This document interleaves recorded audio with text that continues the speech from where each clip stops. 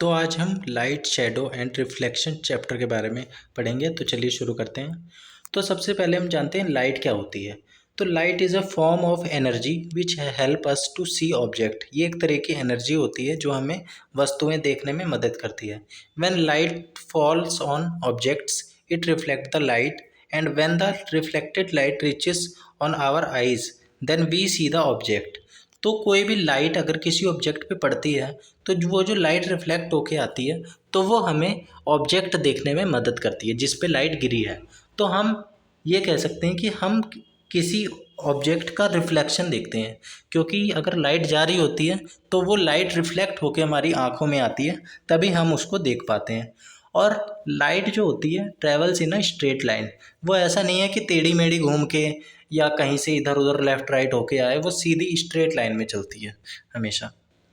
इसके बाद हम लाइट के सोर्स क्या क्या हो सकते हैं वो देखते हैं, जैसे कि सन, ये नेचुरल सोर्स है लाइट का। Fire, stars, flash light, light bulb, candle flame, ये सारे लाइट उत्पन्न करते हैं। ठीक है। Emission of light classified into two parts. तो हम ये कह सकते हैं जो लाइट उत्पन्न होती है या लाइट जहाँ से आती है उसको हम दो पार्ट में डिवाइड कर सकते हैं, ल्यूमिनस ऑब्जेक्ट और दूसरा नॉन ल्यूमिनस ऑब्जेक्ट। तो अब चलते हैं ल्यूमिनस ऑब्जेक्ट क्या होता है और नॉन ल्यूमिनस ऑब्जेक्ट क्या होता है।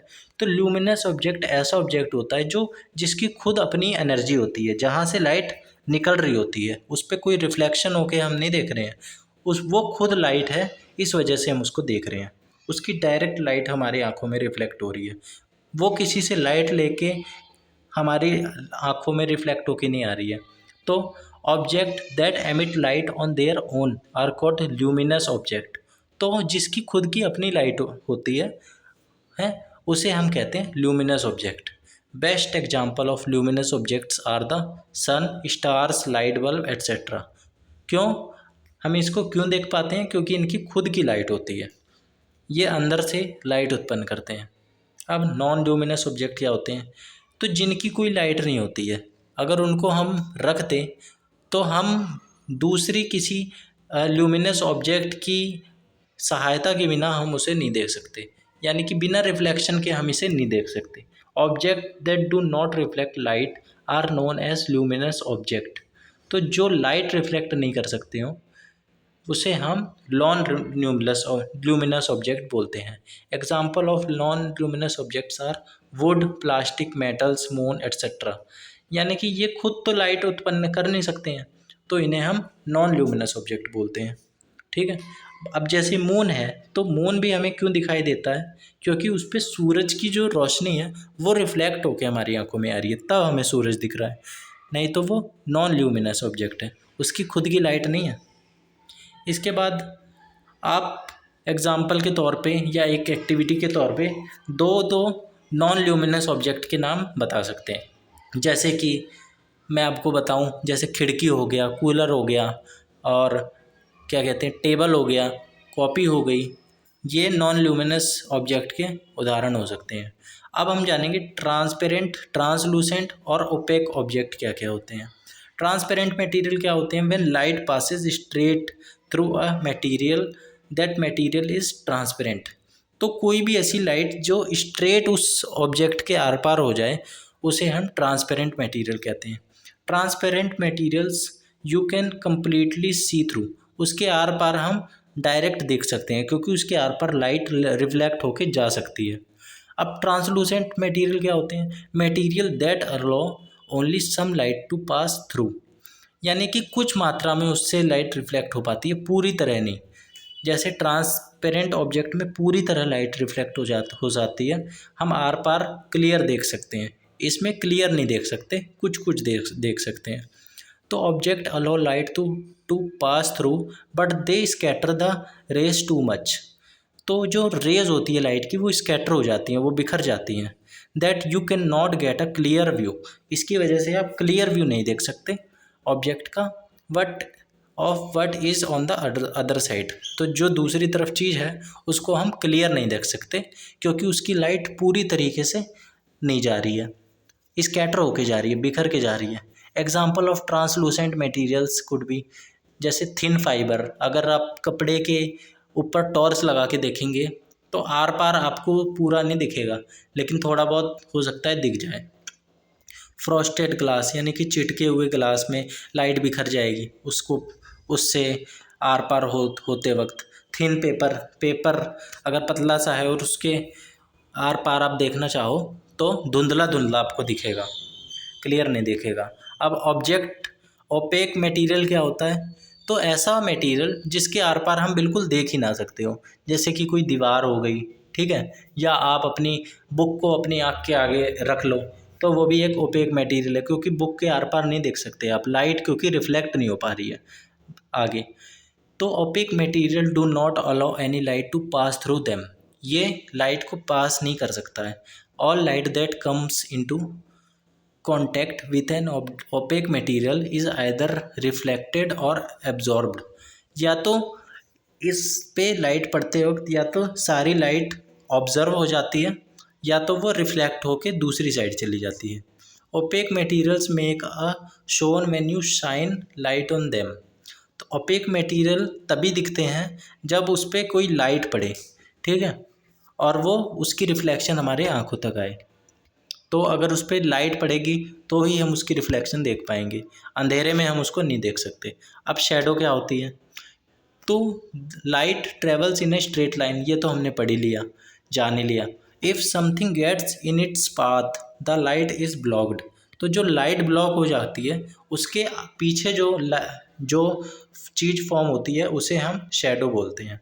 जैसे कि आप अपने फ़ोन की टॉर्च जलाएं, ठीक है, और अपना हाथ उस टॉर्च के आगे रख लें, तो जो आगे दीवार पे या आगे इस हाथ के पीछे जो काली काली सी परछाई बनेगी उसे हम परछाई या शैडो बोलते हैं, ठीक है। अब शैडो, अगर आप लाइट जला के उस लाइट के आगे खड़े हो जाएं, या आप सूरज में जब आप चलते होंगे तो आप देखते होंगे कि परछाई बन के साथ साथ चल रही है, तो वो रिफ्लेक्शन जो है वो लाइट उस जहाँ जहाँ शैडो बन रही है वहाँ लाइट नहीं पहुँच पा रही है, तो वो शैडो बनाने का काम कर रही है। A shadow is made when an object blocks light, तो जहाँ लाइट ब्लॉक हो जाती है जहाँ जहाँ से, क्योंकि हमारी बॉडी ओपेक होती है यानी कि लाइट उसके आर पार नहीं हो सकती है, तो वहाँ पे लाइट नहीं पहुँच पाती है, इसलिए वहाँ पे शैडो बनती है। Light travels in straight line, क्योंकि लाइट जो होती है वो स्ट्रेट लाइन में ट्रेवल करती है। So if it is blocked here must be shown shadow formed, तो अगर लाइट जो है वो ब्लॉक हो जाती है तो there must be shadow form, तो शैडो फॉर्म होती है। अगर लाइट ब्लॉक हो रही है तो शैडो फॉर्म होगी। जैसे कि मैंने आपको वो हाथ वाला एग्जांपल दिया, अगर आप टॉर्च चला के उसके आगे अपना हाथ कर लोगे तो पीछे की साइड शैडो बनेगी। क्यों? क्योंकि वहाँ पे लाइट जो है वो, हाथ हमारा जो है ओपेक ऑब्जेक्ट का काम कर रहा है और लाइट जो है वो आगे रिफ्लेक्ट नहीं हो पा रही है या वो आर पार नहीं हो पा रही है, वो ओपेक ऑब्जेक्ट का काम कर रहा है हमारा हाथ, और वो लाइट को ब्लॉक करने का काम कर रहा है। अब हम शैडो के बारे में और कुछ एग्जांपल देख के समझ सकते हैं। जैसे अगर दिन हो और सूरज चमक रहा हो और पेड़ की आप परछाई बनते हुए देख सकते हैं, क्योंकि वो जो पेड़ है वो ओपेक ऑब्जेक्ट है और वो लाइट को आर पार नहीं कर सकता है, वो लाइट को ब्लॉक करने का काम कर रहा है, तो वो शैडो बना देता है। जहाँ पे लाइट ब्लॉक होती है वहाँ पे शैडो बनती है। जैसे बिल्ली चल रही है, उसकी दूसरी साइड लाइट है और वो लाइट रिफ्लेक्ट नहीं हो पा रही है, तो वहाँ पे शैडो बन रही है। अब एक्लिप्स क्या होता है? An eclipse occurs when one object in space blocks an observer from seeing another object, तो कोई भी ऐसा ऑब्जेक्ट बीच में आ जाता है जो कि लाइट को ब्लॉक करने का काम करता है, जिससे हम वो ऑब्जेक्ट दूसरा ऑब्जेक्ट नहीं देख पाते। From earth there are two main types of eclipses, solar eclipse and lunar eclipse. तो जो अंतरिक्ष में दो तरह के एक्लिप्स, इसको हम ग्रहण बोलते हैं, एक्लिप्स को हिंदी में दो तरह के ग्रहण मुख्य रूप से होते हैं, सोलर एक्लिप्स और लूनर एक्लिप्स। तो सोलर एक्लिप्स क्या होता है? तो अगर पृथ्वी, चांद और सूर्य एक लीनियर पोजीशन में आ जाए, यानी कि लाइन से सीधे सीधे हो जाए, तो वो सोलर एक्लिप्स होने का काम करता है। और जो सूरज होता है उसकी लाइट हमारे पृथ्वी पे आ रही होती है तो हमारे पृथ्वी पे दिन होता है। लेकिन अगर उसके सामने पृथ्वी और सूरज के बीच में अगर चांद आ जाए यानी मून आ जाए तो वो लाइट को रोकने का, ब्लॉक करने का काम कर देगा। तो जो मून की जो शैडो बनेगी पृथ्वी पे वो एक्लिप्स का काम करेगी, सोलर एक्लिप्स का। Moon passes directly in front of sun. अगर मून सन के एकदम सामने आ जाता है और उसके जस्ट सामने पृथ्वी होती है तो जो जो लाइट सूरज से आ रही है वो चंद्रमा की वजह से पृथ्वी तक नहीं पहुंच पाती, क्योंकि चंद्रमा बीच में अड़ गया है और वो शैडो बनाने का काम कर देता है। तो ऐसे सोलर एक्लिप्स क्रिएट होता है। तो हमें सूरज पूरी तरीके से नहीं दिखेगा क्योंकि चांद बीच में आ गया है। Solar eclipse sun moon and earth line up with the moon in the middle. Moon middle में आ जाता है सूर्य और पृथ्वी के। अब लूनर एक्लिप्स क्या होता है? A lunar eclipse occurs when earth passes directly between the sun and the moon. अब यहाँ पे क्या होता है, सन और मून के बीच में पृथ्वी आ जाती है, तब चंद्र ग्रहण होता है। The earth cast a shadow on the moon. तो जो अर्थ है वो शैडो फॉर्म करने का काम करता है मून पे, ठीक है। तो जो सूरज की लाइट आ रही, क्योंकि चांद जो है नॉन ल्यूमिनस ऑब्जेक्ट है और वो जो जब हम रात में देखते हैं तो वो सूर्य की रोशनी से चमक रहा होता है। तो अगर सूर्य और चांद के बीच में पृथ्वी आ जाती है तो सूर्य की रोशनी डायरेक्ट चांद पे नहीं पहुंच पाती है, क्योंकि पृथ्वी आ गई है बीच पे। तो जो पृथ्वी की वजह से परछाई बनती है वो चांद पे चंद्र ग्रहण का कार्य करती है। A lunar eclipse can happen only during full moon. तो पूर्णिमा के यानी कि जब फुल मून होता है तभी लूनर एक्लिप्स होता है। This is because it is the only time when earth, the sun and the moon are directly lined up. क्योंकि इसी दौरान सूर्य, चंद्र और पृथ्वी एक साथ लाइन में सीधे सीधे होते हैं। With the earth between the moon and the sun, जिसके बीच में पृथ्वी आ जाती है। ये मैंने आपको बता ही दिया। अ लूनर एक्लिप्स, ये भी मैंने आपको बता दिया। तो चलिए सोलर एक्लिप्स और लूनर एक्लिप्स आपने समझ लिया है, अब आगे बढ़ते हैं। लूनर एक्लिप्स को आप यहाँ पे डायग्राम की मदद से भी समझ सकते हैं। तो ये जो सूरज अपनी लाइट छोड़ रहा है वो डायरेक्ट चांद तक ना जाके पृथ्वी की वजह से अटक जा रही है। तो ये जो लाइट अटक रही है इसी की वजह से लूनर एक्लिप्स हो रहा है, क्योंकि चांद चमक नहीं पाएगा अगर पृथ्वी बीच में आ गई तो, और चमक नहीं पाएगा तो फिर उसकी रिफ्लेक्शन हमारे तक भी नहीं पहुंचेगी, तो फिर हम चांद को देख नहीं पाएंगे। तो फिर ऐसे चंद्र ग्रहण क्रिएट होता है। अब रिफ्लेक्शन एंड मिरर के बारे में हम थोड़ा बहुत जान लेते हैं। रिफ्लेक्शन क्या होता है? When we see object because light bounces off them. हम ऑब्जेक्ट कोई भी कैसे देखते हैं? क्योंकि वो लाइट रिफ्लेक्ट होके आती है हमारे पास, ठीक है। लाइट जो होती है बाउंस होके हमारी आँखों में आती है। This bouncing off is known as reflection. तो ये जो बाउंस होके लाइट आती है इसी को ही हम रिफ्लेक्शन बोलते हैं। For example the image of something as reflected by a mirror. अगर हम शीशे में कुछ भी देखते हैं तो वह रिफ्लेक्शन होती है, लाइट रिफ्लेक्ट होकर हमारी आंखों में आती है।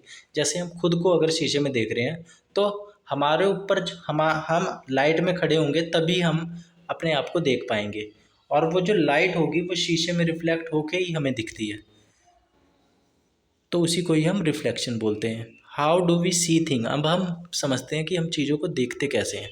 तो मैंने आपको बताया ही कि हम किसी भी चीज़ का रिफ्लेक्शन देखते हैं। अगर लाइट पेड़ पे पड़ रही है तो हम पेड़ पे जो लाइट पड़ रही है उसका रिफ्लेक्शन देखेंगे। अगर लाइट ही नहीं है तो हम रिफ्लेक्शन भी नहीं होगा और हम पेड़ को देख ही नहीं पाएंगे, तो फिर हम किसी भी चीज़ का रिफ्लेक्शन देखते हैं। और अगर कोई शांत जल है, कोई क्लियर वाटर है और साफ़ सुथरा है तो हम उसमें अपने आप को भी देख सकते हैं, क्योंकि वो जो लाइट है वो सीधे रिफ्लेक्ट होकर हमारी आंखों में आएगी और हम खुद को देख लेंगे, ठीक है। जैसे कि आप चित्र में भी देख सकते हैं। अगर इस पानी में थोड़ी बहुत हलचल होती है तो वो जो लाइट की रिफ्लेक्शन आ रही है वो लाइट को स्कैटर करने का काम कर देगी, इसलिए हमारी इमेज क्लियर नहीं बनेगी। हो सकता है धुंधली ज़रूर बन जाए लेकिन क्लियर नहीं बनेगी। अब जैसे यहाँ आप चित्र में देख पा रहे हैं, इस बच्चे की इमेज क्लियर बन रही है वाटर में, क्योंकि वाटर एकदम शांत है और क्लियर है, जिससे लाइट पूरी तरीके से रिफ्लेक्ट होके उसकी आँख में आ रही है और हमारी आँख में आ रही है और हम देख पा रहे हैं। Reflection from the surface of water, तो मैंने आपको बताया अगर पानी शांत है और साफ है तो लाइट पूरी तरीके से रिफ्लेक्ट होके हमारी आँख में आ पाएगी और हम देख पाएंगे, स्मूथ वाटर अगर सरफेस है तो। लेकिन अगर उसमें लहर है तो लाइट जो है वो रिफ्लेक्ट स्कैटर हो जाएगी, बिखर जाएगी, तो हम क्लियर देख नहीं पाएंगे। तो आज के चैप्टर में इतना ही था। हमने लाइट के कुछ टॉपिक के बारे में समझा। उम्मीद करता हूँ आपको कुछ टॉपिक क्लियर हुए होंगे। मिलते हैं आगे। Thank you.